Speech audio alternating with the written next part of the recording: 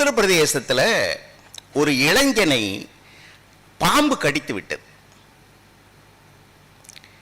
அவனுக்கு என்ன வைத்தியம்னு நினைக்கிறாங்கன்னா, கங்கையில அவனை மிதக்க விட்டா விஷம் முறிஞ்சிரும் அப்படின்னு ஒரு நம்பிக்கையில அவன் காலில் கயிறு கட்டி கங்கையில அவனை மிதக்க விடுறாங்க. மிதந்துக்கிட்டே இருக்கான் கங்கையில. நீங்க யாராவது பார்த்தீங்கல்ல, அந்த செய்தியை பார்த்துருப்பீங்க. 2 நாள் கழிச்சு பார்த்தா அவன் செத்து போயிட்டான். ஏன்னா விஷம் தலைக்கு ஏறி. நீங்க கங்கையில மிதக்க விட்டா விஷம் முறிஞ்சு ஒரு பையன் நல்லா ஆயிடுவான்ற நம்பிக்கை இன்னைக்கு இருக்கு. ஆனா அவன் செத்து போன செய்தியும் இன்னைக்கு இருக்கு. எனக்கு அந்த செய்தியை பார்த்த உடனே குன்றக்குடிகளார் மேடைகளில் சொல்ற செய்தி தான் ஞாபகம் வந்தது. அவர் சொல்லுவார், உன்னுடைய முயற்சி, உன்னுடைய நல்ல குணம் இதுதான் உன்னை உயர்த்தும். கங்கையிலே மூழ்வதனால் நீ சொர்க்கத்துக்கு போவாய் நினைக்காதே. கங்கையிலே மூழ்கினால் சொர்க்கத்துக்கு போவது உண்மையானால் அந்த ஆற்றிலே இருக்கக்கூடிய நண்டும் நத்தையும் முதலிலே சொர்க்கத்துக்கு போயிருக்கும்னு சொல்லுவார். எதை வித்தியாசமா பார்க்கிறார். ஏன் அவர்ல இருந்து தொடங்குறன்னா, இன்னைக்கு எனக்கு தலைப்பு கற்றனர் ஞானம் என்றேல் அப்படின்ற தலைப்பு கம்மன்ல அடிகளார் சொன்ன உதாரணத்திலிருந்து தான் தொடங்க வேண்டியிருக்கு. அவர் சொன்னார், எது கல்வி, கல்வியினால என்ன பயன், எதுக்கு சாப்பிடுறீங்க? நான் சாப்பிடுறது வாயில் இருக்கக்கூடிய உமிழ்நீர்ல கலந்து வயிற்றுக்கு போய் அங்கே அரைப்பட்டு என்னோட உடம்பில் இருக்கக்கூடிய மாற்றங்களால் அந்த உணவு தேவை உள்ளது தேவையற்றதுன்னு 2ஆக பிரிக்கப்பட்டு தேவையற்றது வெளியேற்றப்படுகிறது கழிவாக. எது தேவைன்னு எடுத்துக்கொள்ளப்படுகிறதோ அதுதான் என்னுடைய குருதியிலே கலக்கிறது, ரத்தத்தில் கலக்கிறது. பேசுவது, செய்வது, சிந்திப்பது என்கிற செயலுக்கு அது காரணமாகிறது. அப்படித்தான் கல்வி என்பார் அடிகளார். நீ வெறுமே படித்து விட்டு போவதல்ல, எதை வேண்டுமானாலும் படிக்கலாம். படிப்பதை உன்னுடைய அறிவு 2ஆக பிரிக்க வேண்டும். இது தேவையானது, தேவையில்லாதது என்று. தேவையில்லாததை உன் அறிவு வெளியே தள்ளணும். எது தேவையோ, படிப்பதில் எது தேவையோ அது வெறுமே படிப்பதாக நின்று விடாமல் உன் மூளையிலும் இதயத்திலும் கலந்தால் மனம் பக்குவப்படுதல் என்கிற வளர்ச்சி உனக்கு கிடைக்கும். அதுதான் கல்வியுடைய பயன். உன்னுடைய உணவு எப்படி பயன்படுகிறதோ உடம்புக்கு, கல்வி உன்னுடைய உயிருக்கு பயன்படுகிறது என்பார். அவர் இன்னொன்னு கூட ரொம்ப அழகா சொல்லுவார். இந்த உடம்பு ஏதாவது தேவையில்லாத சாப்பிட்டோம்னா எங்க சில பேர் வயிற்று போக்கா இருக்கு, வாந்தியா இருக்குன்னு. என்ன பொருள்? உடம்பு ஏதோ தேவையில்லாத உணவு உள்ள போயிருக்கிறத வெளியே தள்ளுது. இந்த உடம்புல இருந்து கத்துக்கோ. தேவையில்லாத, நீ படிக்கிறதுல தேவையில்லாதது கெடுதலானது ஏதாவது இருந்தா எப்படி உடம்பு வெளியே தள்ளுதோ அந்த மாதிரி உன் மனசும் அறிவும் சேர்ந்து அதை வெளியே தள்ளினும்னு. அப்ப கல்வி உனக்கு ஞானத்தை தர வேணும். அதுதான் வளர்ச்சி. கல்வி ஞானத்தை தருவது என்றால் என்ன? வாழ்க்கையில் நமக்கு முன்னால் வாழ்ந்த பெரியவர்கள் பலர் உதாரணமாக இருந்தார்கள். நான் வாரியார் சாமி இந்த மேடை எவ்வளவு அலங்கரித்திருக்கிறார். அவர் வாழ்க்கையில் நடந்த ஒரு செய்தியை சொல்லுகிறேன். உங்களுக்கு தெரியும், கந்தசஷ்டி சமயத்தில் அந்த 7 நாள் கடும் விரதம் இருப்பார்கள். வாரியார் சுவாமி அப்போது வெளியூர்ல ஒரு அவருடைய அடியவர் வீட்டில் தங்கி இருக்கிறார் 7 நாட்கள். தினமும் ஏதாவது அந்த ஒருவேளை கொஞ்சம் பால் ஏதாவது சாப்பிட்டு இருந்தா கடுமையான விரதம் முடிக்கிற அன்னைக்கு அவர் வெளியூர் பயணம் போகணும். காலையிலேயே ரயில் பயணம். அதனால அந்த வீட்டில் வேலை செய்யற பணியாள் பையனை ஒருத்தனை கூப்பிட்டு, நான் உடனே என் பூஜையை முடிச்சுட்டு நான் ரயிலுக்கு பயணமாவேன், நீ என்ன பண்ணு, 2 ஆப்பிள் எடுத்து தோலை சீவி நல்லா நறுக்கி ஒரு பேப்பர்ல கட்டி பொட்டலமா என் பையில வச்சிரு அப்படின்னார். பூஜையை முடிச்சு ரயில் அவரை ஏற்றி விட்டாங்க. ரயில்ல உட்கார்ந்துட்டார். ரயில் கிளம்பிடுச்சு. வழி அனுப்ப வந்தவங்க போயிட்டாங்க. நல்ல கொடுமையான பசி. நீங்க யோசிச்சு பாருங்க, அவ்வளவு நாள் விரதம் இருந்து சரி 2 ஆப்பிள் துண்டு நறுக்கி வச்சிருப்பான், சாப்பிடலான்னு பிரிச்சு பார்த்தா ஆப்பிள் தோல் இருக்கு. அடியார் என்ன சொன்னாரு? ஆப்பிளை எடுத்து தோலை சீவி நறுக்கி பொட்டலம் கட்டினோன்னு. ஏன் நினைச்சா சாமி தோல் சாப்பிடுற சாமி போல இருக்கு, ஆப்பிள் தோல் சாப்பிடுற சாமின்னு நினைச்சி அதை வச்சுட்டு ஆப்பிள் அவன் தின்னுட்டான். இப்ப இதை பார்த்தா உங்களுக்கு எப்படியா எனக்கு கொலை கோலம் வந்திருக்கா இருக்கிற பசியில. ஆனா வாரியார் சாமி சிரிச்சிட்டு சொன்னாரா, எனக்காவது இன்னைக்கு ஒரு நாள் இந்த பாடு, இவனை வேலைக்கு வச்சிருக்கிறாரே என் அடியவர், அவரோட பாட நினைச்சு பாருங்க அப்படின்னுட்டு, நான் இன்னைக்கும் விரதம் இருக்கணும்ன்றது முருகனோட ஆணை அப்படின்னுட்டு தண்ணியை குடிச்சிட்டு பேசாம பயணம் பண்ணார் பாருங்க. இதுதான் ஞானம் என்பது. கல்வியினுடைய உண்மையான பயன் அதுதான். எந்த நேரத்திலும் சினம் கொள்ளாமல் மனம் மலர்ந்து வாழ்வதுதான் கல்வியினுடைய பயன். இதை கம்பனே சொல்லுகிறான். கம்பனுடைய காப்பியத்தின் தொடக்கத்தில் நகரப்படலம்னு ஒன்று இருக்கும். அந்த நகரப்படலத்தில் ஒரு கடைசி பாட்டு என்ன தெரியுமா? கல்வி, கல்வியினுடைய பயன் என்னன்னு கம்பன் எழுதுறான். அந்த பாடலை எப்படி தொடங்குகிறான் கம்பன்? ஏகம் முதல் கல்வி முளைத்து எழுந்துன்னு தொடங்கு. கல்விதான் விதை. அந்த விதையால நேரடியான பயன் இல்லை, விதை முளைக்கணும். அந்த விதை முளைச்சி ஏகம் முதல் கல்வி முளைத்து எழுந்து தின் பனை போக்கி என்று அந்த பாடல் முளைவிட்டு செடியாகி மரமாகி அடிமரம் வந்து கிளை விட்டு அதிலே இலைகள் தோன்றி கடைசியில போகம் கனி ஒன்று பழுத்ததன்றேன்னு முடிக்கிறான். என்ன சொல்ல வரா? கல்வியினுடைய உண்மையான பயன் எங்க நிறைவடையும் என்றால் மனம் மலரக்கூடிய ஒரு உயர்ந்த நிலைதான் கல்வியினுடைய பயன் என்று கம்பன் பேசுகிறான். கல்வியினுடைய உண்மையான பயன் அதுதான். எவ்வளவு படிச்சாலும் மனம் மலரலன்னா பயன் கிடையாதுங்க. நீங்க கேள்விப்பட்டிருக்கீங்களா? தரித்திரம் வேற, தரித்திர புத்தி வேற. அப்படின்னா என்னன்னு கேக்குறீங்களா? தரித்திரம்னா எல்லாருக்கும் தெரியும்.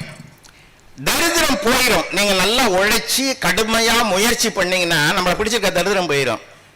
ஆனா என்ன தரித்திரம் போனாலும் தரித்திர புத்தி போகாது. இதுக்கு ஒரு உதாரணம் சொல்றேன்.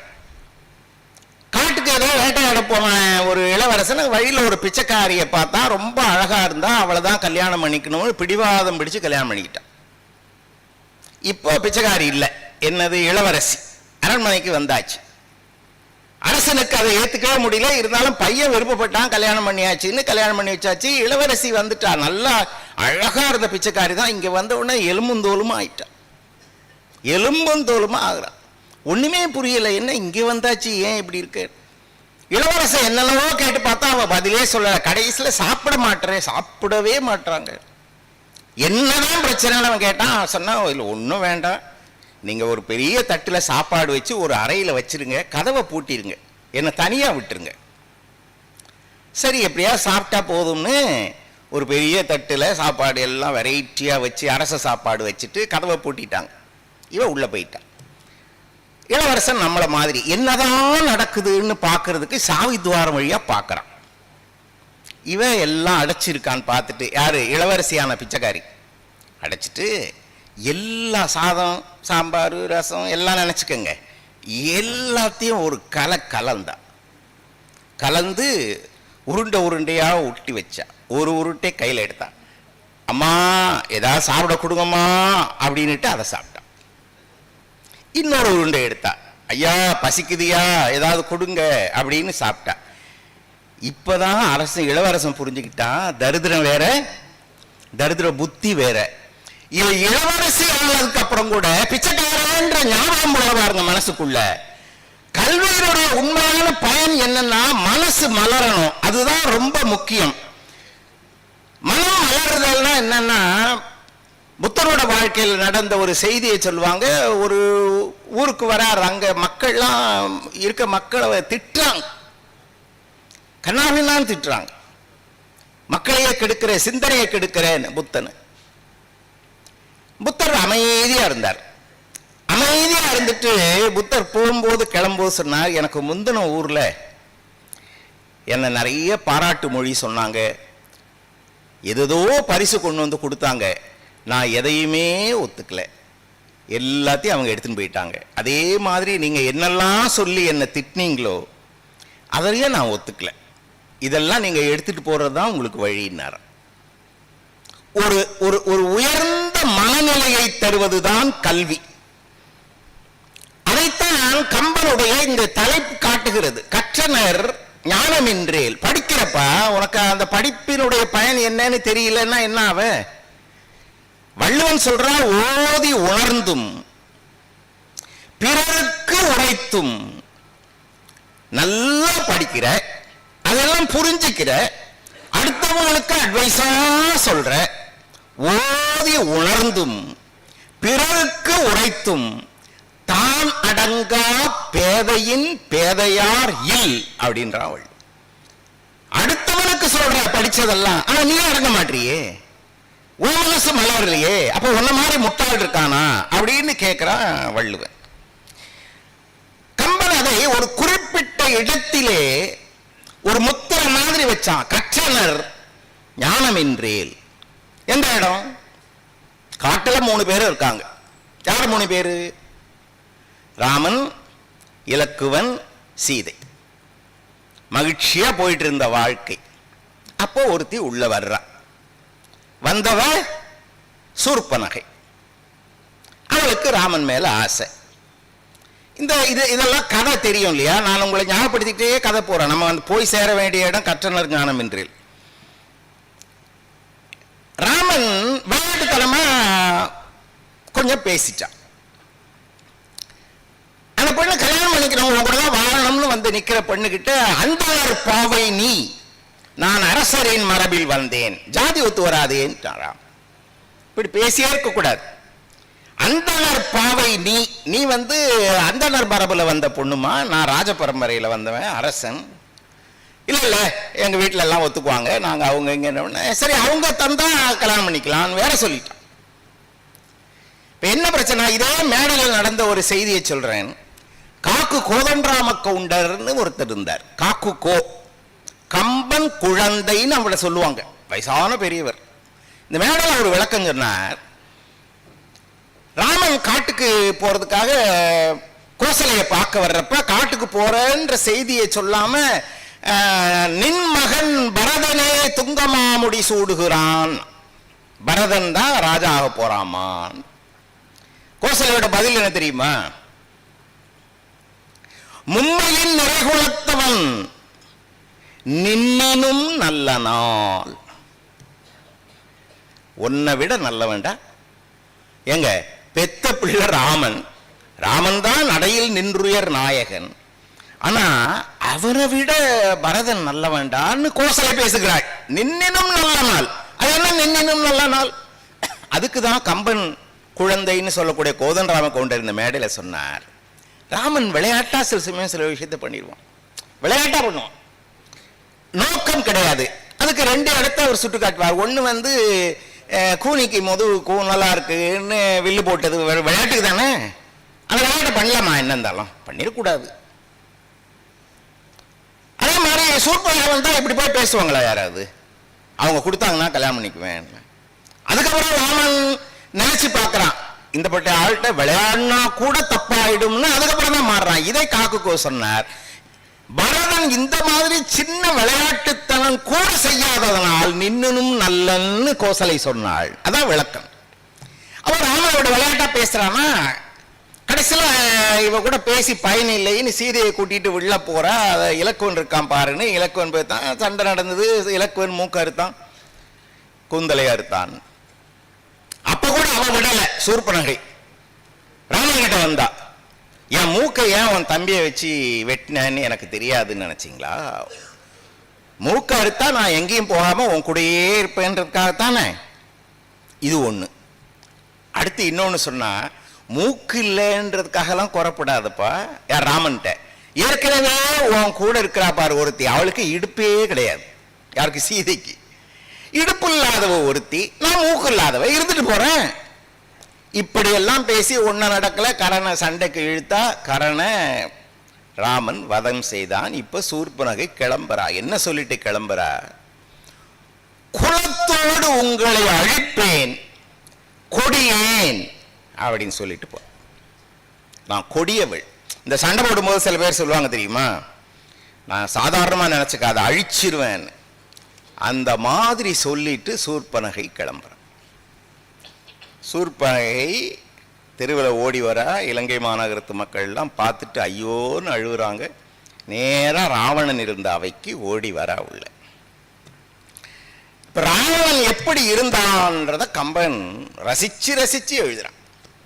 ராவணனுடைய செயல்திறன், ராவணனுடைய தோற்றம், அவனுடைய ஆற்றல், அவனுடைய ஒரு கண்ட்ரோல்னு சொல்லுவாங்களே, எல்லாரையும் அப்படி கட்டுப்பாடில் வச்சிருந்தவன்.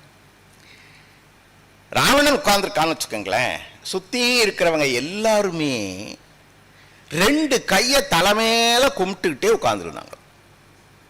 கரதலம் சுமந்த உச்சியர். என்ன அர்த்தம்? அவன் பார்க்குறப்ப நம்ம கும்பிடணும், கும்பிடலைன்னா கோவம் வரும்.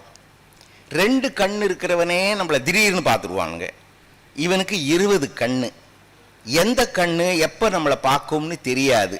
எதுக்கு வம்பு? 2 கையை தூக்கி தலைமையில வச்சுட்டா முடிஞ்சு போச்சு. கரதலம் சுமந்த உச்சியர் அப்படி உட்கார்ந்துருக்கு. பக்கத்தில் இருக்கிறவர்கிட்ட கூப்பிட்டு அப்படி ஒரு வார்த்தை பேசுனா கூட நம்மளை பற்றி தான் ஏதாவது சொல்றாரோ அப்படின்னு பயந்துட உட்கார்ந்துருக்காங்களா எல்லாரும். அப்ப சூர்பனகை ஓடி வந்தாள். ரத்தம் வடியுது. அப்படி வந்து, அண்ணா, ராவணனுடைய கேள்வி 2 சொல் தான், 2 சொற்கள். யார் செயல்? யார் செய்தா இப்படி? அவ சொன்னா, அண்ணா, மன்மதன் ஒருத்தன் தானே கேள்விப்பட்டிருக்க. 2 மன்மதன் இருக்கானா? 2 மன்மதன் இருக்காங்க. சிறந்த வில்லாற்றல் உடையவர்கள், அவர்கள் இதை செய்தார்கள். கூட பிறந்த தங்கச்சிங்க, ஒரே தங்கச்சி. இப்ப ராவணன் அரசன் தானே. அடுத்து கேட்டான், பொய் தவிர்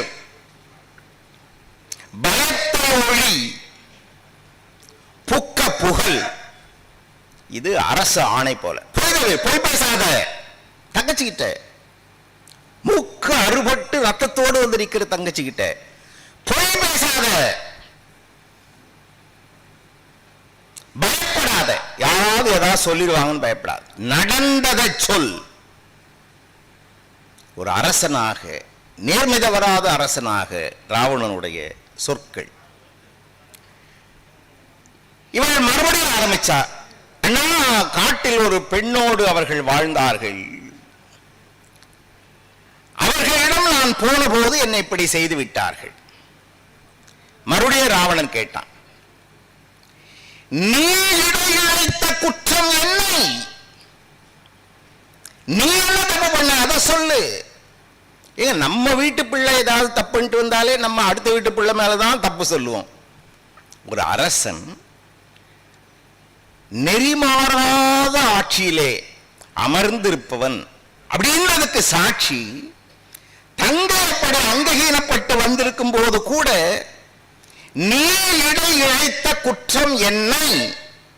நீ என்ன பண்ண? உன் மூக்கு அறிஞ்சிட்டான் அல்லறிய, நீ என்ன பண்ண? இந்த கேள்வி சூர்பனகைக்கு ஒரு விஷயம் தெரிஞ்சிருச்சு. நம்ம மூக்கு அறுபட்டு வந்ததுனால அண்ணன் மனசு மாறப்போறது இல்லை. அவனை எங்க அடிக்கணுமோ அங்க அடிச்சாதான் சரியா இருக்கும்னு அவ தெளிவாயிட்டா. இப்ப இவ பேச ஆரம்பிக்கிறப்ப நீங்க தலைப்பு மனசுக்குள்ள ஓடிக்கினே இருக்கணும். உங்களுக்கு கற்றலர் ஞானம் என்றேல் அவ பேசுறவன இவன் என்ன ஆனான்னா, இந்த ஆசையால் அறிவிழந்த கழுதைன்னு ஒன்று சொல்லுவாங்க. காட்டுல ஒரு சிங்கம் நல்ல பசி, ஒரு நரிய பிடிச்சிருச்சு. ஐயோ மகாராஜா, என் உயிரை இங்க பாரு, எனக்கு பசிக்குது, நீ போய் யாராவது வேற மிருகத்தை உன்னை கொண்டு வா, உன்னை விட்டுறேன். நரி போய் பார்த்தா எதுவும் கிடைக்கல. ஒரு கழுதை கிடைச்சு. அந்த கழுதையை பிடிச்சிட்டு, என் சொற்கள் தானே, சிங்கம் அரச பதவியை திறந்துடலான் இருக்கிறார். அதனால காட்டுக்கு ராஜாவா ஒன்னு வைக்கலான் இருக்கார். யார்கிட்ட? கழுதைகிட்ட. அதனால நீ வா என் கூட, நீ வா என் கூட. கழுதை அதை நம்புது. சரி என்ன அப்படி கழுதை நரி கூட வருதா? சிங்கம் அப்படி பாஞ்சு கடிச்சது பாருங்க கழுதைய, காது மட்டும் போயிருச்சு, கழுதை ஓடி போச்சு. இப்ப நரி மறுபடியும் சிங்கம் சொல்லிச்சு, கழுதை கூட்டிட்டு வா, பசிக்குது எனக்கு. கழுதை சொல்லிச்சு நரிக்கிட்ட, என்னை ஏமாத்த பார்த்தல, என்னை பாஞ்சி கடிக்க வந்தது, நீ தப்பா புரிஞ்சுக்கிட்ட. உன் தலையில கிரீடம் வைக்கணும், அதுக்கு இந்த காது தடையா இருக்குதேன்னு தான் அதை எடுத்தார். அவர் கடிச்சாருன்னு நினைக்காத, வா. கழுதை மறுபடியும் வருது. இப்போ சிங்கம் பாஞ்சது பாருங்க, பயந்து போய் கழுதை தெரிவிச்ச வாழை மட்டும் கடிச்சு எடுத்துருச்சு. மறுபடியும் நரி கழுதை கிட்ட வருது, நீ இப்படி சொன்ன, என் வாழை கடிச்சு, நீ சிம்மாசனத்துல உட்கார்றதுக்கு உன் வால் தடையா இருக்கேன்னு அதை மட்டும் கழட்டி எடுத்துச்சு, நீ வா. கழுதை அதையே நம்புது.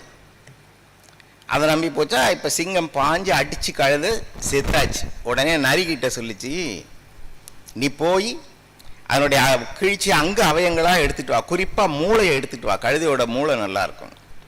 நரி என்ன பண்ணிச்சு, எல்லாத்தையும் எடுத்து மூளையை நரி சாப்பிட்டுச்சு, மற்றது மட்டும் கொண்டு போச்சு. சிங்கம் கழிச்சு, மூளை எங்க கழுதைக்கு? நரி சொல்லிச்சு, கழுதைக்கு மூளையே இல்லை ராஜா. மூளை இல்லாம எப்படி இருக்கும்? ஆமா, ராஜாவாக போறேன்னு நான் சொன்னப்பவும் நம்பிச்சு. காதை நீங்க கடிச்சதுக்கு காரணம் கிரீடம் வைக்கிறதுக்கு டெஸ்ட் பண்ணதுன்னும் போதும் நம்பிச்சு. வாழை நீங்க அடுத்தப்ப உட்கார்றதுக்கு தடையா இருக்கனாலும் நம்பிச்சு. அந்த கழுதைக்கு மூளை இருக்குமா? அதனால மூளையே இல்லைன்னு நரி சொல்லிச்சான். ஆசையால் அறிவிழந்த கழுதைன்னு வாங்க. அந்த மாதிரி ஆசை காரணமாக தான் படித்த படிப்பு, தான் செய்த தவம் அனைத்தையும் இழந்தான் ராவணன். அப்படி என்ன பேசுறான் சூர்பனகை? என்ன நடந்தது? அவள் என்ன சொல்ல ஆரம்பித்தாள்? சீதையை பற்றி அவள் வர்ணிக்க தொடங்கினாள் ராவணன். அண்ணா, அந்த அழகு சாதாரண அழகு இல்லை. எப்படி? மஞ்சளுக்கும் அழகு ஓதி, மழைக்கும் வடித்த கூந்தல், அப்படி ஒரு அழகு. எப்படி? கஞ்சத்தின் அளவிற்றேனும் கடலிலும் பெரிய கண்கள். அவள் அழகை நான் சாதாரணமாக வர்ணிக்க முடியாது, சீதையினுடைய அழகை. ஆனா மன்மதன் இறந்துட்டான். மன்மதன் எப்படி இறந்தான்? ஏதோ சிவபெருமான் நெற்றிக்கண்ணை அப்படி கொடுத்து மன்மதன் அழிச்சிட்டான்னு சொல்றாங்க. உண்மை அது கிடையாதுன்னா யாரு? சூர்பனகை ராவணன். உண்மை அது கிடையாது. மன்மதன் ஒரு நாள், இப்ப நான் சொல்றேனே, அந்த பொண்ணை பார்த்தான்.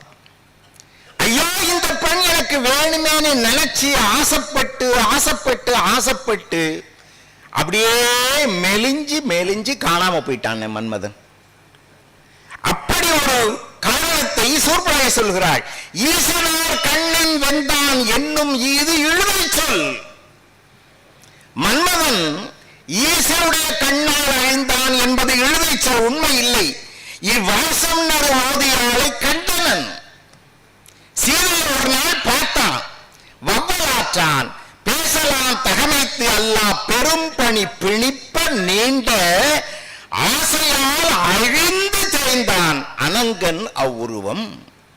மன்மதன் ஏதாவது சிவபெருமான் அழிச்சதா சொல்றாங்களேன்னா அது உண்மை கிடையாது.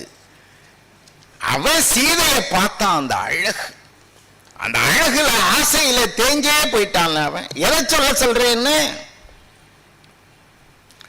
அவள் தோல் அழகை சொல்லவா? தோலையே சொல்லுகேனோ, சுடர் முகத்து உலவுகின்ற வாயை சொல்லுகேனோ. கண்ணு இல்லையா அது? சுடர் முகத்துல 2 வாள் உலவுதான். சீதையை பற்றி சூர்பனகை அப்படி சொல்லுகிறாள். தோலையை சொல்லுகேனோ, சுடர் முகத்து உலவுகின்ற வாயை சொல்லுகேனோ, அல்லவை வாழ்த்துகேனோ, மீளவும் திகைப்பதல்லால் தனித்தனி விளம்பலாற்றேன். நாளையே காண்டி அவளை நீ நாளைக்கு பார்க்க போறன, நேரில் அவளை பார்த்தாதான் அவ அழகு உனக்கு தெரியும். அவள் சொல்லுவது? நெற்றி வில் மாதிரி இருக்கும்னு சொல்லலாமா? சொல்லலான, ஆனா சொல்ல முடியாது. கண்ணு ரெண்டும் வில் மாதிரி இருக்கும், அது அழகு இல்லைன்னு சொல்லலாமா? சொல்லலாம், ஆனா சொல்ல முடியாது. பல் வரிசை இருக்கு பாருங்க, முத்து மாதிரி அடுக்கி வச்ச மாதிரி இருக்கும் சொல்லலாமா? சொல்லலானே, சொல்ல முடியாது. அந்த இதழ், சீதையினுடைய இதழ் பவளம் மாதிரி சிவப்பா இருக்கும்னு சொல்லலாமா? சொல்லலாம், ஆனா சொல்ல முடியாது. ஏன் தெரியுமா? விழுவுக்கும் முதல் என்றாலும், வேவுக்கும் விழு என்றாலும், பருவுக்கும் முத்தென்றாலும், பவளத்தை இதழ் என்றாலும் சொல்லுக்கும் பொருள் ஒவ்வாது. சொல்லலானே, ஆனா அந்த அழகை சொல்ல முடியாது. ஏன்னா நிலவுக்கும் புல் என்றாலும் நேருரைத்து ஆகவற்றோ, நெல்லு புல்லு மாதிரி இருக்கும் அப்படின்னு சொன்னா சரியா இருக்குமானே? அந்த அழகு சாதாரண அழகு இல்லைன்னே. இவ கேட்டுட்டே இருக்கார் ராவன். என்ன சொல்றா? இந்திரன் சசியை பெற்றான். இந்திரனுக்கு ஒரு மனைவி சசி, அழகின்னு சொல்றாங்க. என்ன அவளை? இந்திரன் சசியை பெற்றான், 2-3 வதனத்தோன் தன் தந்தையும் உமையை பெற்றான். யாருங்க 2-3 வதனத்தோன்? முருகன். 2-3 6 முகம். இந்திரன் சசியை பெற்றான், 2-3 வதனத்தோன் தன் தந்தையும் உமையை பெற்றான். இந்திரனுக்கு சசி, சிவபெருமானுக்கு உமை, தாமரை செங்கலானும் சென் திருமகளை பெற்றான். திருமகளுக்கு திருமகள். அவங்களுக்கு எல்லாம் இருக்க நினைக்காதன்ன, சீதையை பெற்றாய் நீயும். இந்திரனுக்கு சசி அமைந்ததைப் போல, 2-3 வதனத்தோன் தன் தந்தைக்கு உமை அமைந்ததைப் போல, செங்கன் திருமாலுக்கு திருமகள் அமைந்ததைப் போல உனக்கு சீதை அமைந்தாள். இவளே முடிவு பண்ணிட்டான். உனக்கு சீதை அமைந்தால் அந்தரம் பார்க்கின் நன்மை அவருக்கு இல்லை, உனக்கு ஐயா. யாரு ரொம்ப அழகான மனைவியை பெற்றார்கள், யாருக்கு ரொம்ப பயன்னா அவங்களுக்கு கிடையாது, என்ன உனக்கு தான் அப்படின்னு சொல்லிட்டு அண்ணன் கூட ஒரு அக்ரிமெண்ட் போட்டான். எந்த தங்கச்சும் அண்ணன் கிட்ட போட முடியாத ஒரு அக்ரிமெண்ட் போட்டான். மீன் கொண்டு ஊடாடும் வேலை மேகலை உலகம் ஏத்த, தேன் கொண்டு ஊடாடும் கூந்தல் சிற்றிடை சீதை என்னும் மான் கொண்டு ஊடாடு நீ. சாதாரண அழகியான சீதை என்னும் மான் கொண்டு ஊடாடு நீ. அவ கூட சந்தோஷமா இருக்கணும் அந்த பொண்ணு, அப்படி ஒரு அழகு. அதோட நிக்கல, சீதை என்னும் மான் கொண்டு ஊடாடு நீ, உன் வாழ்வழி உலகம் காண நான் கொண்டு ஊடாடும் வண்ணம் ராமனை தருதி என்பால். இப்படிங்க ஒரு தங்கச்சி அண்ணங்கிட்ட போட்ட அக்ரிமெண்ட் என்னன்னா, புருஷன் பொண்டாட்டி 2 பேரையும் தூக்கிட்டு வந்துருனே, பொண்டாட்டி உன் கூட இருக்கட்டும், புருஷன் என் கூட இருக்கட்டும். அப்படிதான் கேட்கிறா. சீதை என்னும் மான் கொண்டு ஊடாடு நீ, உன் வாழ்வழி உலகம் ஏற்ற யான் கொண்டு ஊடாடும் வண்ணம் ராமனை தருதி என்பார். என்னோட அருமையான குடும்பம். அண்ணங்கிட்ட தங்கச்சி கேட்கறது, கணவன் மனைவியை தூக்கிட்டு வந்து கணவனை என்கிட்ட விட்டு மனைவியை நீ வச்சுக்கன்னு சொன்ன. அப்படி சொன்னது மட்டுமல்ல, அதை இவள் சொன்ன முறை இருக்கிறதே, இவ்வளவெல்லாம் சொல்லிட்டு சொன்னா, அப்படிப்பட்ட பெண்ணை அண்ணா உன்னிடம் கொண்டு வந்து உன்னிடம் கொடுப்பதற்காக நான் தூக்க போனேன். அப்படியே பிளேட்ட மாத்தினான். அன்னவரை தலை நின்பல் உயிர்ப்பல் என்று எடுக்கலுற்ற என்னை அவங்க 2 பேரும் சேர்ந்து வாளால என் மூக்கு அறுத்து விட்டாங்க. என் மூக்கு போனது பெரிய விஷயம் இல்லை. அந்த அழகான பெண் உன்னோடு வாழ வேண்டியவள், உன் ஆற்றலுக்கு உன் பெருமைக்கு உன்னோடு இருக்க வேண்டிய பெண்ணவள். அவள் வேறு அவனோடு வாழ்கிறாளே என்கிற ஏக்கத்தில் உனக்காக அவளை எடுக்க போனேன், என்னை இப்படி செய்து விட்டார்கள். இதை கேட்டான் பாருங்க. இவன் படித்த படிப்பு, இவன் செய்த தவம், இவன் கல்வி அறிவு வீரம் ஒன்னும் காணும். அத கம்பன் எப்படி எழுதுறான்? கரணையும் மறந்தான். யாரு கரண்? முதல்ல சூர்பனகையினுடைய திட்டத்தால செத்தவன் கரண். இது மாதிரி ஆன உடனே காட்டுல அவங்க உறவினன் தானே கரன்ற அரக்கன், அவன் அவங்கிட்ட முதல்ல இதை பண்ணிட்டாங்க. மிகப்பெரிய வீரன். அவன் வீரத்துக்கு ஒரு உதாரணம் சொல்ல, கரண் வந்து மோதுகிற போது ராமனுடைய வில் உடைஞ்சிருச்சு. வியப்பாக உங்களுக்கு கேட்டா, ராமனோட வில் உடைஞ்சிருச்சு. வரவன் டக்குன்னு கொண்டு வந்து அந்த கையில் அந்த வில்ல கொடுத்தான். அந்த வில்லுன்றதுக்கு ஒரு கதை, பரசுராமன் கொடுத்த வில்லுன்னு. சரி, நம்ம அதுக்குள்ள போக வேண்டாம். அவ்வளவு ஆற்றல் உடைய கரண் இறந்தான். அதை மறந்துட்டான். கரணையும் மறந்தான். தங்கை மூக்கினை கடித்து நின்றான். உறவையும் மறந்தான். தங்கச்சியோட மூக்கு போச்சு. அவன் செய்தவனுடைய ஆற்றல் எவ்வளவு இருக்கும் அதை மறந்தான். ஒற்ற பழியையும் மறந்தான். எவ்வளவு பெரிய பழி வரும்? ராவணனோட தங்கச்சிக்கு இப்படி ஒரு நிலைன்னு ஒரு பழி இல்லை. கரணையும் மறந்தான். தங்கை மூக்கினை கடிந்து நின்றான். உரனையும் மறந்தான். பெற்ற பழியையும் மறந்தான். அடுத்த வரி கம்பன் போட்டான். வெற்றி அரணையும் கொண்ட காமன் அம்பினால் முன்னை பெற்ற வரனையும் மறந்தான். காமனுடைய அம்பு எரிந்தான். அதனால முன்ன பெற்ற வரம். அந்த வரத்துக்கு என்ன விளக்கம் சொல்வார்கள்? இன்னொரு பெண் மேல ஆசைப்பட்டு இல்ல விருப்பம் இல்லாமல் தொட்டால் இறந்து போவான்றதெல்லாம் வரும். என்ன வரம்னா வச்சுங்க, முன்னை பெற்ற வரனையும் மறந்தான். கேட்ட மங்கையை மறந்திலாதான். சீதைன்ற ஒரு பெண்ணை பற்றி சூர்பனகை இந்த ஏத்தி சொன்னாலே அதை மட்டும் மறக்கல. கம்பன் எழுதுகிறான், மயிலுடை சாயலாளை வஞ்சியா முன்னம் நீண்ட எயிலுடை இலங்கைநாதன் இதயமாம் சிறையில் வைத்தான். பார்க்கல, கேள்விதான் விட்டான். அவன் அப்படி வந்து ஓதுனான். இவனுடைய அறிவு, இவனுடைய கல்வி, இவனுடைய வீரம், தவம் ஒன்னும் காணாம போச்சு. சீதை மனசுல வந்து உட்கார்ந்துட்டான். மயிலுடை சாயலாளை வஞ்சியாம் உன்னம் நீண்ட எயிலுடை இலங்கைநாதன் இதயமாம் சிறையில் வைத்தான். அயலுடைய அரக்கன் உள்ளம் அவ்வழி மெல்ல மெல்ல வெயிலுடைய நாளில் உற்ற வெண்ணாயிற்றுன்னா. நல்ல வெயில்ல ஒரு வெண்ணெய் அப்படி வச்சீங்கன்னா என்னங்க ஆகும்? உருகி ஓடிடும். அது ஒரு தமிழ்ல நாட்டுப்பாடலே உண்டுங்க. இந்த ஏன் அழுதா என் மகனேன்னு ஒரு பாட்டு வருமாறுங்க, பழைய பாட்டு. யார் அடிச்சா சொல்ல அழிய, அடிச்சார சொல்லி எழு ஆக்கினைகள் செய்து வைப்போம்ன்ற பாட்டுல நாட்டுப்பாடல்ல இப்படி வரும். வெண்ணையால விலங்கு பண்ணி வெயில்ல தூக்கி போட்டுருவோம், மண்ணால விலங்கு பண்ணி தண்ணியில தூக்கி போட்டுருவோம்னு பாட்டு. அது கம்பனை பயன்படுத்துகிறான். வெயிலுடைய நாளில் உற்ற வெண்ணெய் வெதும்பிற்றன்றி. ஒண்ணுமே இல்லாம போச்சு அந்த உள்ளம். அவன் ஆன விதத்தை கம்பன் எழுதுகிறான். ஒரு அழகான சந்தம் அது. அவன் என்ன எழுதுகிறான்? தாது கொண்டு சீதம் மேவு சாந்து சந்தம் என்றில் போது கொண்டு அடுத்த போது பொங்கு தீ மருந்தினார்.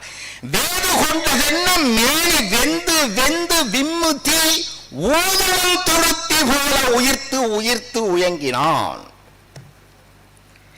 நீங்க ஒரு 2 நிமிஷம் ஷேக்ஸ்பியருக்குள்ள கூட வரணும். ஷேக்ஸ்பியரோட கதையில ஆண்டனி கிளியோபட்ரா, எல்லாருமே கேள்விப்பட்டிருப்போம், படிச்சிருப்போம். கிளியோபட்ரா மேல ஆண்டனிக்கு அப்படி ஒரு விருப்பு, அப்படி ஒரு விருப்பு.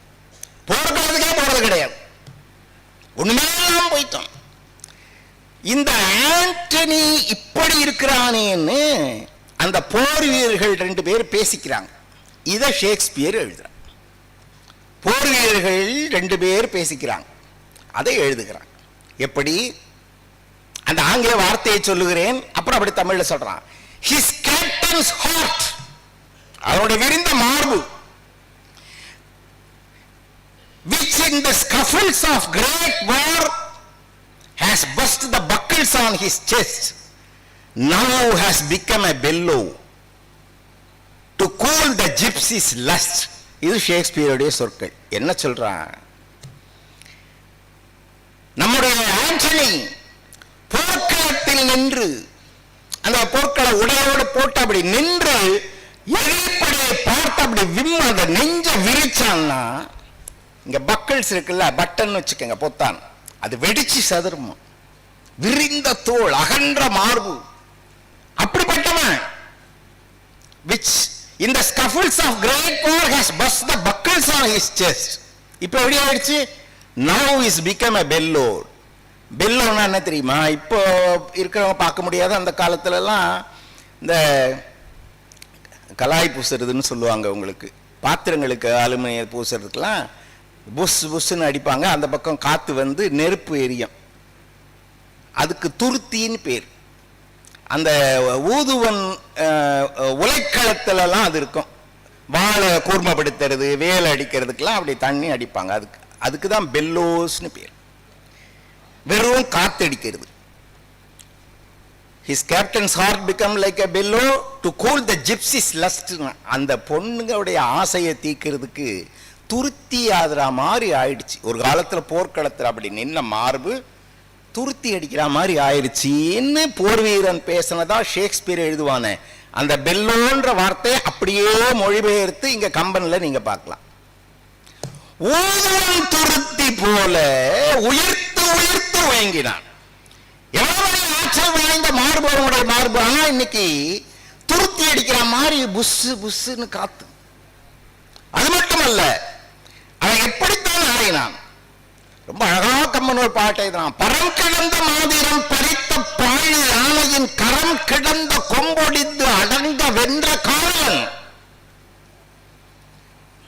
அவனுக்கு பொழுதுபோக்கு என்ன? ராவணனுக்கு சும்மா கேம் விளையாடிட்டு இருந்ததா பொழுதுபோக்கு? போர்க்களம் தான் பொழுதுபோக்கு. போர் இல்லாத நேரத்தில் நீங்க கேள்விப்பட்டிருக்கலாம், 8 திக்குகள் சொல்லுவாங்க. வடக்கு கிழக்கு தெற்கு மேற்கு, வடகிழக்கு தென்மேற்கு தென்கிழக்கு, 8 திக்கு.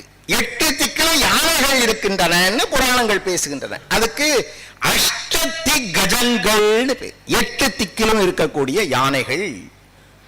இவனுக்கு போர்க்களம் இல்லாமல் போர் அடிக்கிற நேரத்தில் அந்த யானைகளை கூப்பிட்டு அவற்றுடன் மோதுவான் மார்பு. அப்படி மோதுகிற போது யானையுடைய தந்தங்கள் இவன் மார்பிலே குத்தும். குத்துவது மட்டுமல்ல, முறிந்துரும். முறிந்து மார்பிலேயே தங்கிவிடும். தந்தங்கள் முறிந்த தந்தங்கள் தங்கத மார்போடு வாழ்ந்தவன் ராவணன். பரம் கிடந்த மாதிரம் பறித்த பாழி யானையின் கரம் கிடந்த கொம்பு ஒடிந்து அடங்க வென்ற காவலன். மரம் குடைந்த தும்பி போ. இந்த மரங்கொத்தி வந்து கொத்திக்கிட்டே இருக்கும் பாருங்க. அந்த மரம் என்ன ஆகும்? அந்த மாதிரி என்னாச்சா, மரம் குடைந்த தும்பி போல் அனங்கன் வாளி. அனங்கன் வாளினா காமனுடைய அம்பு. அனங்கன் வாளி வந்து உரம் குடைந்து நொந்து நொந்து உழைந்து உழைந்து ஒடுங்கினான். ஒண்ணுமே இல்லாம போயிட்டான். திரிகடுகம்னு தமிழ்ல ஒரு அருமையான கருத்துக்களை சொல்லக்கூடிய ஒரு இலக்கியம். திரிகடுகம் கேள்விப்பட்டிருக்கீங்களா? திரிகடுகம்னா இந்த சுக்கு மிளகு திப்பிலி, பெரியவங்களுக்கெல்லாம் தெரியும். நல்ல மருந்துன்னு சொல்லுவாங்க. சுக்கு மிளகு திப்பிலி, அது 3 சேர்ந்ததுதான் திரிகடுகம். நல்லாதனார்னு ஒரு புலவர், திருநெல்வேலி மாவட்டத்தை சேர்ந்தவர், திரிகடுகம்ன்ற தலைப்புல கவிதைகள் எழுதினார். நல்ல வெண்பாக்கள். 3 கருத்து இருக்கும் ஒரு பாட்டிலையும். அதுல அவர் எழுதுறார், 3 விஷயம் உன்கிட்ட வரக்கூடாது.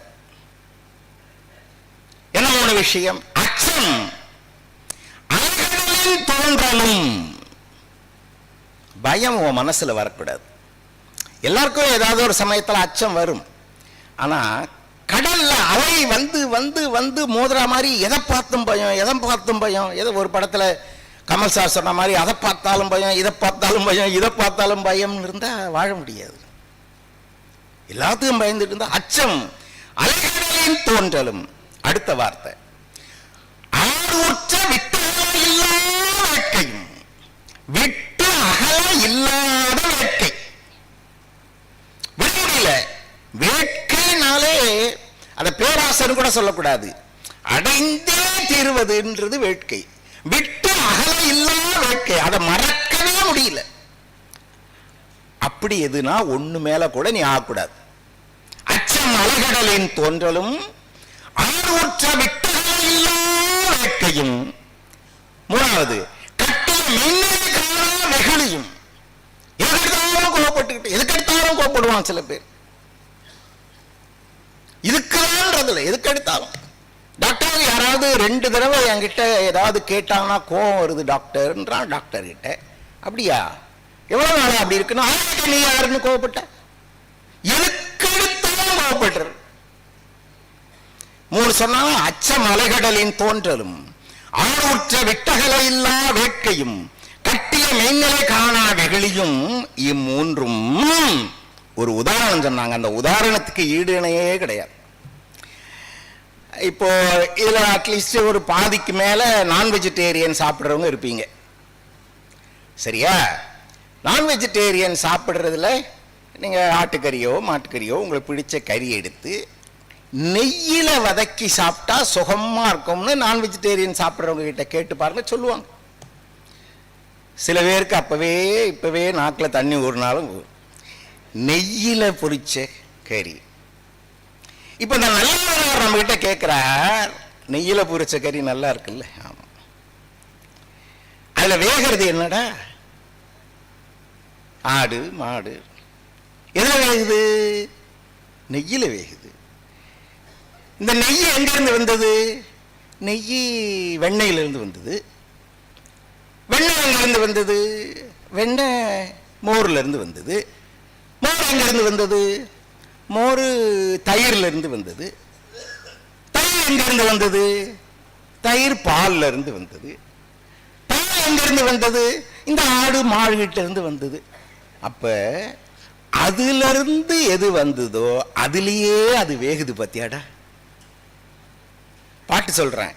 அச்சம் அலைகடலின் தோன்றலும் ஆறுற்ற விட்டகல இல்லா வேட்கையும் கட்டிய மெய்நிலை காணா வெகுளியும் தன்னையில் தான் புரியுமாறு. அதிலிருந்து வந்ததா நெய், அதுல பாரு. அந்த மாதிரி விட்டகல இல்ல, தீர்க்க முடியாத அடக்க முடியாத ஆசையில இருந்தா அதனாலேயே நீ அழிஞ்சிருவடான்னு திரிகடுகம் பேசுகிறார். எதில மாட்டிக்கொண்டிருக்கிறாயோ அதனாலே அழிவாய். இது திரிகடுகம் பேசுகிறது. இப்போ இவன் மனநிலை என்ன ஆயிடுச்சுன்னு சொன்னானே. இப்ப கம்பன் வரிசையா நம்ம கிட்ட கேட்டுக்கொண்டே போகிறான். என்ன கேட்கிறான்? சீதாபதி இவளை கேள்விப்பட்ட உடனே அப்படியே எந்திரிச்சு போனான். ஒரு தூண் நிக்குதுங்க. டேய் தங்கச்சியை கூப்பிடு. தூணை காட்டினான். அதானே சீதை தூணை. அவ பார்த்தா, ஐயோ அண்ணன் சரியா பாருனே, அது ராமன். இவன் தூணை பார்த்து அதான் சீதான்னு இவன் கேட்கிறான். இல்லைன்னா அது ராமன் அவ சொல்றான். என்ன பண்றது? மந்திர யோசனை கூட்டினான் ராவணன். என்ன மந்திர யோசனை? போரை பற்றி, தவம் செய்ததை பற்றி, அடுத்தவனை வெல்லுவதை பற்றி கூடிய மந்திராலோசனை கூடுகிறது. சீதையை கவர்வது எப்படி? கம்மன் கேட்கிறான், ஏன் இப்படி ஆயிடுச்சு? ராவண மந்திராலோசனை இதெல்லாம் பேசுவாங்க. ஏன்னா கலெக்டர் மீட்டிங்ல பேசுறதுக்கு வேற விஷயமே இல்லையான்னு ஒரு படத்துல வடிவேல் அந்த மாதிரி. கலெக்டர் மீட்டிங்ல பேசுறதா மந்திராலோசனை? சீதையை தூக்குறத பத்தியா? எப்படி ஆச்சு? பேசி முடிச்சுட்டு விமானம் எடுத்துக்கிட்டு தான் மாரிசம் பார்க்க போனான். விமானத்தை போனாலே கம்பன் எழுதுறான். மாரிசன் தாய்மாமன் விஷயத்தை சொன்னான், அவளை தூக்குறதுக்கு நீ தான் எனக்கு உதவி பண்ணணும். அவன் கேட்டான், என்னடா நியாயம் இது? இது என்ன நியாயம்? அடுத்தவன் மனைவி, நீ நினைச்சதே தப்பு, அவளை தூக்கணும்னு எனக்கு என்கிட்ட வந்து கேட்கிறேன், என்ன நியாயம்? இங்க பாரு, உனக்கு ரெண்டே வாய்ப்பு தான். ஒண்ணு, சீதையை கூட்டிட்டு வர்றதுக்கு ஏற்பாடு பண்ணு, இல்ல என் கையால செத்துப்போ. இந்த ரெண்டு தான், வேற பேச்சே கிடையாது. அவன் யோசிச்சான், இவன் கையால சாகுறதுக்கு ராமன் கையால சாகலாம். அப்படிதான் இப்படி இவ்வளவு ஆற்றல் வாய்ந்தவன்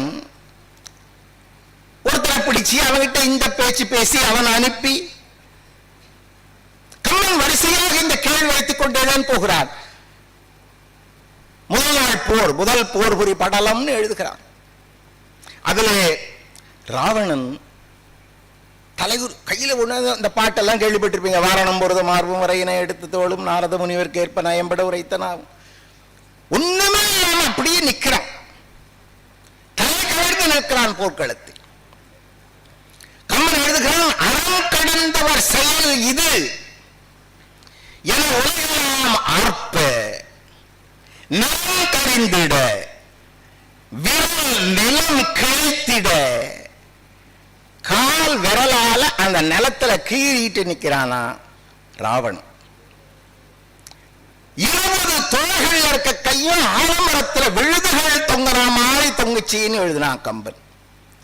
எப்படி என்ன இன்னும் போக்கு நாளவான் சொன்ன உடனே திரும்புகிறான். கம்பன் ரசித்து ரசித்து எழுதுகிறான். மாதிரம் எவரையும் நோக்கான், வளநகர் நோக்கான், வந்த காதலர் தம்மை நோக்கான், கடல் பெரும் சேனை நோக்கான், தாதர் அவிழ் கூந்தல் மாதர் தனித்தனி நோக்க தானோர் பூதலம் என்னும் நங்கை தன்னையே நோக்கி போக்கான். சுத்தரிக்க யாரும் நிமிர்ந்து கூட பார்க்கலையடா, தரையை பார்த்துக்கிட்டே நடக்கிறான் ராமன். வானகம் மண்ணும் எல்லாம் நகும், நான் நக பகங்கள் எல்லாம் நகுவர் என்று அதற்கு நானான். வேல் நகு நெடுங்கண் மெல்லுகள் மிதில் வந்து ஜானகி நகுவள் என்று சாம்புகிறான். சீதை சிரிப்பாளேன்னு நினைக்கிறான். எவ்வளவு சிரிப்பு, அனுபவத்தை கவலை இல்லை. ஏன் எப்படி ராவணன் எப்படி ஆக முடிச்சது? ஆனா இடையிலேயே ராவணனுடைய பண்பையும் கம்பெனி எழுதாமல் இல்லை. அவன் தாத்தா மாலியவான் அப்படியே சோர்ந்து படுத்திருக்கான் ராவணன். என்றானும் இணையதன்மை எய்தாத இலங்கை வேந்தன் கம்பெனி எழுதும். என்னைக்கு வாழ்நாளில் இவ்வளவு கஷ்டப்பட்டது, அப்படியே சாஞ்சு உட்கார்ந்து மெல்லன சயனத்தான் உரையும் தாரான். தாத்தா வந்த உடனே ஏன்டா அப்படி இருக்க? கம்பெனி எழுதுறான் ராவணனுடைய பண்பை காட்டுறதுக்காகங்க. ராமனை புகழ்ந்து தள்ளுகிறான். ராமன் மாதிரி ஒரு வீரனை பார்த்ததில்லை தாத்தா. ராமனுடைய ஆற்றல் இருக்குல்ல, அவன் வெளியில இருந்து அம்பு கிளம்புறத பார்த்தா நல்ல கவிதை கேட்கிற மாதிரி இருக்குன்றான். கம்பன் அப்படி எழுதுகிறான். எப்படி நல்ல கவிதை கேட்கிற மாதிரி.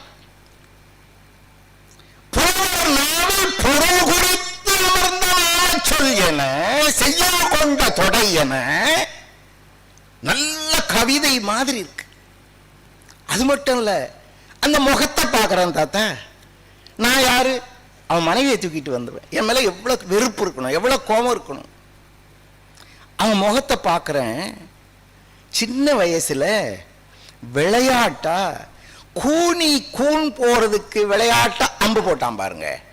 அப்ப அந்த முகம் எப்படி இருந்ததோ, என் மேல அம்பு போட்ட போதும் அந்த முகம் அப்படிதான் தாத்தா இருக்கு. சினம் உண்மை தெரிந்ததில்லை. ஆற்றல் உடையவனா எவ்வளவு எவ்வளவு அழகம் தெரியுமா, எவ்வளவு அழகம் தெரியுமா. அதுக்காக சொன்ன பாருங்க, அதுல ராவண புத்தி குறுக்க வந்துருது. மன்மதனை பார்த்தா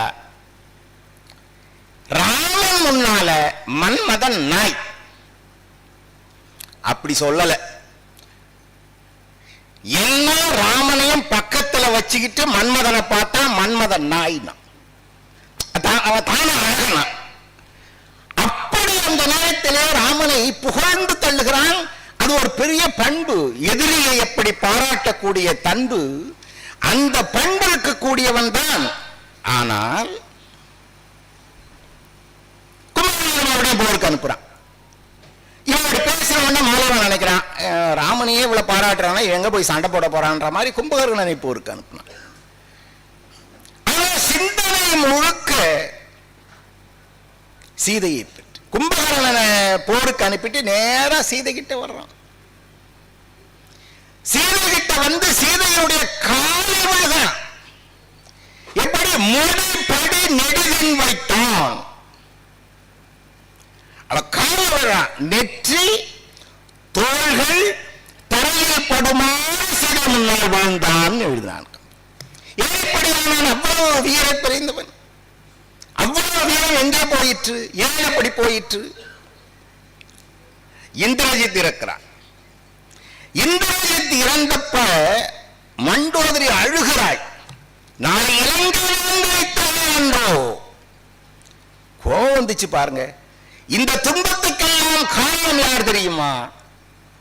கல் நெஞ்சுக்காரி சீதை. யாரு? இவன் சொல்றான். ஏன் கல் நெஞ்சா? இவன் என்ன கேட்டாலும் உருக மாட்டான். கல் நெஞ்சக்காரி சீதை. அவளை கொன்று வாழ தூக்கிட்டு ஓட போனான். வெட்டதுக்கு ஓடுறான். நீங்க எப்பவுமே ஒருத்தன் கெடுறான்னா அவன் காரணத்தை விட கூட கெடுக்கிறதுக்குன்னு ஒருத்தர் 2 பேர் இருப்பான். அதான் இவன் உருப்படலான்னு வரும்போது கூட கூட இருக்கவன் உருப்பட மாட்டான். அப்படி இவன் கூட மகோதரன் ஒருத்தர் தான். இவன் சீதையை கொண்டு பாருங்க. நில்லு. சரி, சீதையை கொண்டுடுற. இந்த போர்ல ஜெயிச்ச உடனே சீதைக்காகத்தானே இத்தனை சண்டை போட்ட. அவ இல்லைன்னா என்ன பண்ணுவேன்? ஏன் அவளை கொல்ல போறான்னு அதுவும் நியாயம்னு திரும்பிட்டான்.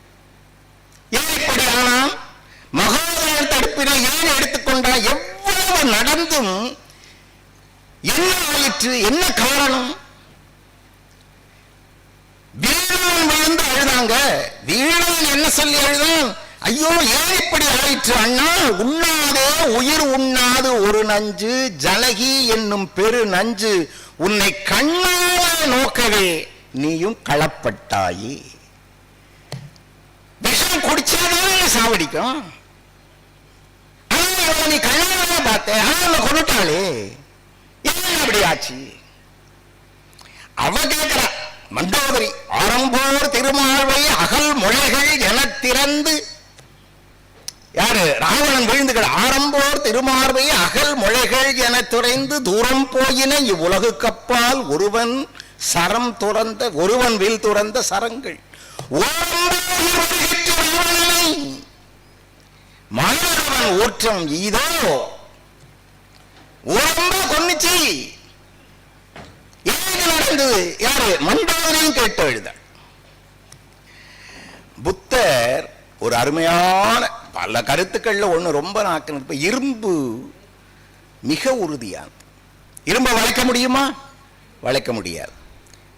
இரும்பை நீங்க வேலை செய்யணும், வெள்ளு செய்யணும், வாழ் செய்யணும்னா கூட அதை ரொம்ப சிரமப்பட்டு பண்ணணும். இரும்பை யாராலும் அழிக்க முடியாது. ஆனால் இரும்பை அந்த இரும்புக்குள்ளே இருந்தே தோன்றும் துரு அந்த இரும்பை அழைத்து விடுவதை போல உனக்குள்ளே இருக்கும் பலவீனம் உன்னை அழைத்து விடும் புத்தர். உன் பலவீனம் உனக்குள்ளே இருந்துதான் தொடங்குகிறது. இரும்பை அழிக்கும் துரு போல நீ அழிவாய். இப்போ கற்றவர் ஞானமின்றேல் ஏன் சொல்றான் கம்பன்? ஏன் இவ்வளவு கேள்வி பண்ணமே? அந்த பாட்டுக்கு வாங்க. அதுக்கு முன்னால வயது போனவர்களுக்கெல்லாம் தெரியும், அந்த காலத்துல வசந்த மாளிகைன்னு ஒரு சினிமா வந்து நடிகர் திலகம் அவர்கள் நடித்த படம். வாணிஸ்ரீ அம்மா கூட நடிச்சிருந்தாங்க. அந்த படத்துல கண்ணதாசன் பாட்டு ஒண்ணு உண்டு. 2 மனம் வேண்டும் இறைவனிடம் கேட்டேன், மறந்து வாழ ஒன்று நினைத்து வாட ஒன்று. இந்த பாட்டை கேட்டிருக்கீங்களா? 2 மனம் வேண்டும் இறைவனிடம் கேட்டேன். ஏன் காலம் இருக்கிறாங்க நினைச்சிட்டு இருப்பானா வாழ்வானா? நினைத்து வாழ ஒன்று மறந்து வாழ ஒன்று நினைத்து வாட ஒன்று. இந்த இறைவனிடம் கேட்பேன் 2 மனம் வேண்டும்னு கண்ணதாசன் பாட்டு கம்பன்ல பார்க்கலாம். கம்பன் சொன்னா ராவணனை ஏன்பா சொல்ற? ராவணனுக்கு 2 மனசு இல்லைல்ல, ஒரே மனசு தானே இருக்கு பாவம். பாட்டுக்கு வாங்க. சிற்றிடை சீதை என்னும் நாமமும் சிந்தை காணும் ஒற்று இரண்டு ஒன்றாய நின்றால் ஒன்றொழித்து ஒன்றை உண்ண மற்றொரு மனமும் உண்டோ மறக்கலாம் வழிமற்று யாதோ. ரெண்டு மனம் இல்லையப்பா ராவணனுக்கு. நினைச்சிட்டு இருக்காங்க, ஒரு மனசு கொடுத்துருக்காங்க சீதா நினைக்கிறான், இன்னொரு மனசு இருந்தா மற்ற யோசிக்கலாம். ரெண்டு மனசு இல்லையே. அப்படி சொல்லிட்டு அந்த பாட்டுல கடைசி வரியா கம்பன் வைக்கிறான், கற்றவர் ஞானம் என்றே. நிறைய படிச்சிருக்கான், தவம் செய்தான், ஆற்றல் வீரம் எல்லாம் இருக்கு, ஆனா ஞானம் வரலையே. இவ்வளவு கேள்விக்கெல்லாம் பதில் ஒண்ணுதான். என்ன படிச்ச என்ன மிகப்பெரிய ஆட்சியாளர் உட்கார்ந்து எல்லாருக்கும் அறிவுரை சொன்னா என்ன? உன் மனசுக்குள்ள அது போலியே, ஞானமா மாறலையே. கற்றனர் ஞானமின்றே காமத்தை கடக்கலாமோ? இது கம்பன் கேட்கிறான். காமம்னா பெண்மைக்கு ஆசை மட்டும் வச்சுக்காதீங்க. இந்த இடத்துல இந்த பொருள் காமம்னா தமிழ்ல எதன் மேல் வைக்கக்கூடிய மிகப்பெரிய விருப்பம் காமம் தான். புகழ் மேல் வைத்த காமம், புகழ் மேல் வைத்த காமம், பதவி மேல் வைத்த காமம். ரொம்ப பெரிய நினைச்சிட்டு இருக்கீங்க. ஆனா இப்படி ஒரு ஆசை, விட முடியாத ஆசை வந்தால் அவனுடைய குணம் நலனே மாறி போயிடும். ராவணனுடைய வீழ்ச்சி இவ்வளவு பெரிய ஆள் என்று அவனை உயர தூக்கி கடைசியில் இவனுடைய எல்லா கல்வியும் அவனுக்கு ஞானத்தை தரவில்லை. அதனால் கற்றனர் ஞானமின்றேல் காமத்தை கடக்கலாமோ? வாழ்க்கையை வெல்லுவதற்கு வாய்ப்பே இல்லை என்று கம்பன் சொல்லுகிறான் என்று சொல்லி என் சொற்களை நிறைவு செய்கிறேன். நன்றி, வணக்கம்.